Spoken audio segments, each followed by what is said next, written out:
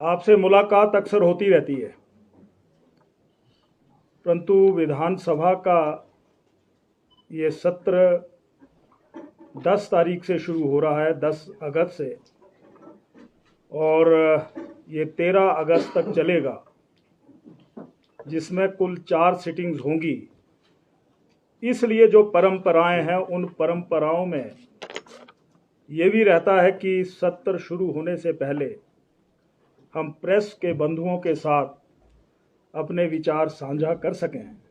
इसलिए आपको यहाँ हमने आमंत्रित किया और आप यहाँ पर आए हैं। मुझे बहुत अच्छा लग रहा है। दिल की गहराइयों से मैं आपका अभिवादन करता हूँ। 10 अगस्त 2022 को ठीक 11 बजे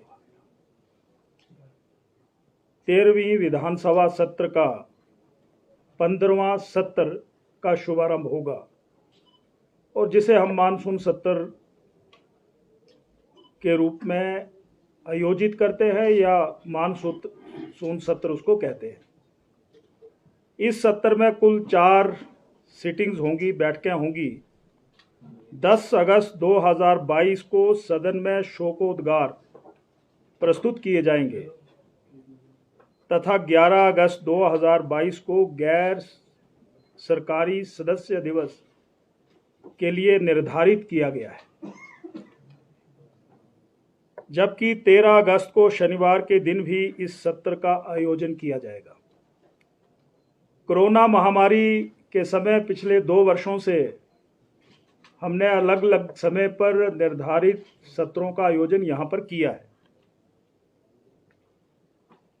और ये भी ध्यान में आया है कि बीच बीच में कोरोना के मामले प्रदेश में, देश में आ रहे हैं, और आजकल एक नया संक्रमण या महामारी कह सकते हैं, मंकी पॉक्स के नाम से दस्तक दे रही है। हालांकि हिमाचल प्रदेश में इस प्रकार का कोई भी मामला सामने नहीं आया है, लेकिन सरकार ने सभी जिलों में इससे निपटने के लिए व्यवस्था कर दी है। मैंने आज अपराह्न 3:30 बजे राज्य सरकार के वरिष्ठ अधिकारियों के साथ सुरक्षा व्यवस्था तथा सत्र की तैयारियों से संबंधित एक बैठक बुलाई है, जिसमें सभी पहलुओं पर गंभीर चर्चा की जाएगी तथा इस संबंध में आवश्यक दिशा निर्देश भी दिए जाएंगे। सत्र के दौरान कोरोना महामारी तथा मंकी पॉक्स के संक्रमण से बचने के लिए केंद्र व राज्य सरकार द्वारा जारी की गई नवीनतम एसओपी की पूर्णतः परिपालना की जाएगी। विधानसभा सचिवालय में प्रवेश पाने वाले हर व्यक्ति की थर्मल स्कैनिंग पूर्व की भांति जो हमारे अलग अलग प्रवेश द्वार हैं वहां पर की जाएंगी।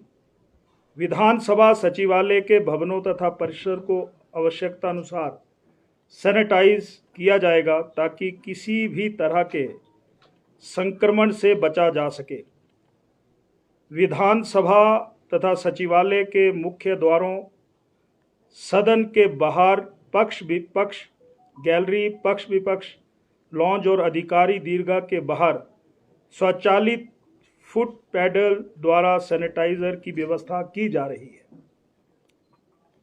किसी भी आपातकालीन स्थिति से निपटने के लिए सचिवालय परिसर में विधानसभा डिस्पेंसरी के समीप एक आइसोलेशन रूम भी चिन्हित कर लिया गया है, वह व्यवस्था कर दी गई है।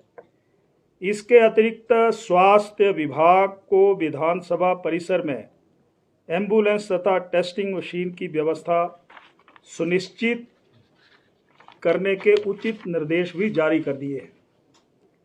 विधानसभा परिसर में सभी को सामाजिक दूरी अपनानी होगी तथा फेस मास्क पहनना जरूरी होगा।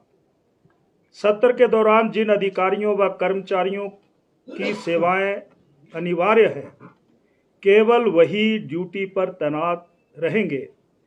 परिसर के भीतर झुंड बना करके खड़ा ना रहें, ऐसा भी आपके माध्यम से मैं कहना चाहता हूं कि झुंड बना करके बिल्कुल ना वहाँ पर रहें। मुख्यमंत्री तथा मंत्रिपरिषद के माननीय सदस्यों से आगंतुक तथा जनप्रतिनिधि मंडल विधानसभा स्थित प्रतीक्षालय में समय मिलने पर समय अनुसार मिल सकेंगे।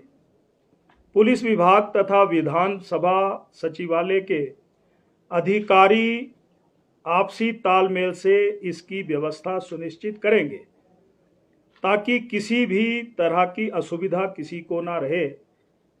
इस बार दर्शक दीर्घा में बैठने के लिए 50% क्षमता के साथ पास जारी किए जाएंगे।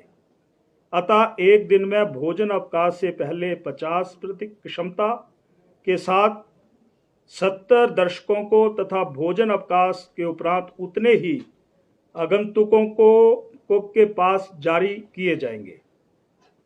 सभी को मास्क पहनना जरूरी होगा तथा सामाजिक दूरी अपनानी होगी। इसी सत्र के दौरान पुलिसकर्मी, होमगार्ड के जवान तथा सीआईडी की टीम भी ड्यूटी पर तैनात रहेगी, जिसकी संख्या सुरक्षा संबंधित प्रबंधों की समीक्षा बैठक के दौरान निर्धारित की जाएगी।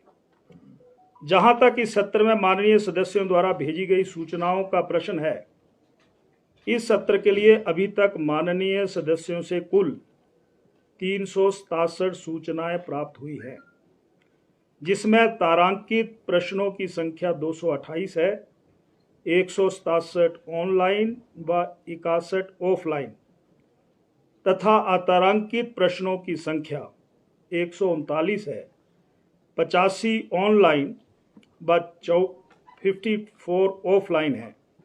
सूचनाएं प्राप्त हुई हैं। इसमें से अधिकतर प्रश्न नियमानुसार सरकार को आगामी कार्रवाई हेतु प्रेषित कर दिए गए हैं। इसके अतिरिक्त माननीय सदस्यों से नियम 62 के अंतर्गत 2 सूचनाएं, नियम 130 के अंतर्गत 3 सूचनाएं तथा नियम 101 के तहत 1 सूचना प्राप्त हुई है। इन्हें भी सरकार को आगामी कार्रवाई हेतु प्रेषित कर दिया गया है। प्रश्नों से संबंधित जो सूचनाएं माननीय सदस्यों से प्राप्त हुई हैं, वे मुख्यतः बढ़ती महंगाई, बेरोजगारी, सड़कों की दयनीय स्थिति, स्वीकृत सड़कों की डीपीआर, प्रदेश में महाविद्यालयों, स्कूलों, स्वास्थ्य संस्थानों इत्यादि का उन्नयन एवं विभिन्न विभागों में रिक्त पदों की पदापूर्ति, पर्यटन, उद्यान, पेयजल की आपूर्ति, युवाओं में बढ़ता नशा प्रयोग की रोकथाम, बढ़ते नशे के रोकथाम के लिए ऐसे प्रश्न, बढ़ते आपराधिक मामलों व सौर ऊर्जा परिवहन व्यवस्था तथा ओपीएस आधारित इस प्रकार की सूचनाएं व प्रश्न पूछे गए हैं। इसके अतिरिक्त माननीय सदस्यों ने प्रश्नों के माध्यम से अपने अपने निर्वाचन क्षेत्रों से संबंधित मुख्य मुद्दों को भी उजागर किया है। सत्र के संचालन में सहयोग देने तथा सत्र बिना किसी व्यवधान के चले, मैंने कल सर्वदलीय बैठक बुलाई है। मैं बैठक के दौरान सत्ता पक्ष तथा विपक्ष के प्रतिनिधियों से अनुरोध करूंगा तथा वैसे भी आपके माध्यम से सत्ता पक्ष तथा विपक्ष के सभी माननीय सदस्यों से अनुरोध करना चाहूँगा आपके माध्यम से कि वे सदन का समय व्यर्थ की चर्चाओं में बर्बाद ना करें तथा इसका सदुपयोग जनहित से जुड़े मुद्दों को सदन में उठाने के लिए करें। सभी माननीय सदस्यों से आग्रह करता हूं कि विधानसभा की उच्च परंपरा, जो हमारी परंपराएं रही हैं, गरिमा रही है, का सम्मान करते हुए नियमों की परिधि में रह करके जनहित से संबंधित तथा अपने अपने निर्वाचन क्षेत्रों से संबंधित विषयों पर सदन में सार्थक चर्चा करें तथा सत्र के संचालन में मुझे रचनात्मक सहयोग दें। ये मैं आपके माध्यम से अपनी बात यहाँ पर रखना चाहता हूँ।